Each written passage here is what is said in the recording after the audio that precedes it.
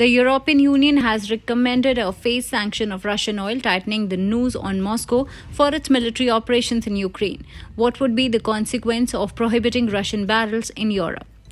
What does the European Union presently import? According to the International Energy Agency, the European Union received 2.2 million barrels of crude oil and 1.2 million barrels of refined oil commodities before the Russian invasion of Ukraine.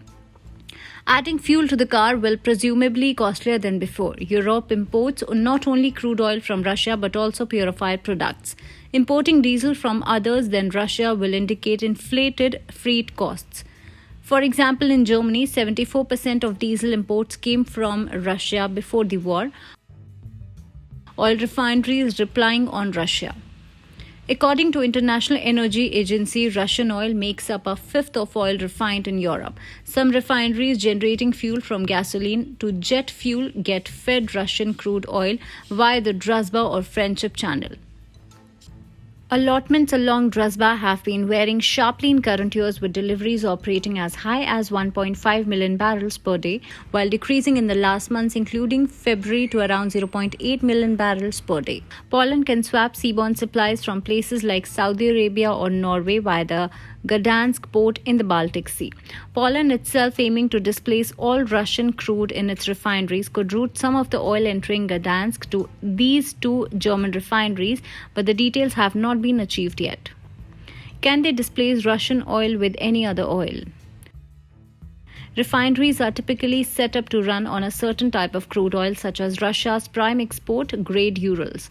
Other type of crude from Norway, the Middle East, and the United States or West Africa can be blended or the refineries transformed, but this can change the output of a refinery and cost more money in addition to higher shipment costs. Does reduced refining run?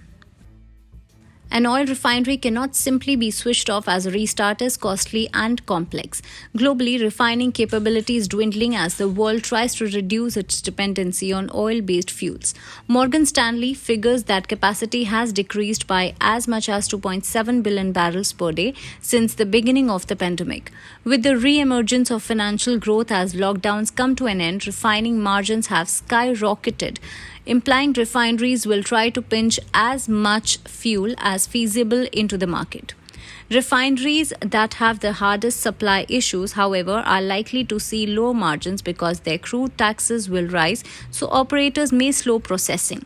Countries and refiners generally also have storage tanks that they can tap in case of short-term outbursts.